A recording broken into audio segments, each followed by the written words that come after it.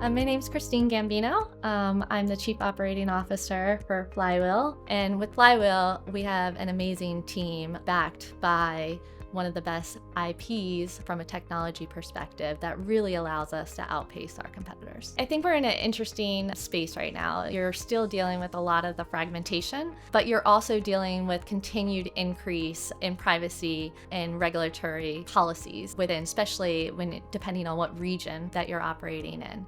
And one of the things that, within this space is that then it becomes a conversation of first-party data, third-party data. How do you then mirror those two things up? But how do you do it in a privacy-safe way that really allows you to get the value for our brands, but also make sure that we stay within some of those compliance and regulations that will continue to increase as we go through? One of the things we're really excited about is the Amazon Marketing Cloud, which sits on top of AWS Clean Rooms. And one of the things that makes this so exciting is that in a privacy-enhanced way, we have the ability to actually train the models that we build on a larger data set, whether that be a first-party data from our brands or whether it be other data streams, to really have the models learn and train and then apply those models without having to move our data sets around on top of signals from Amazon. And what we ended up seeing was a 7%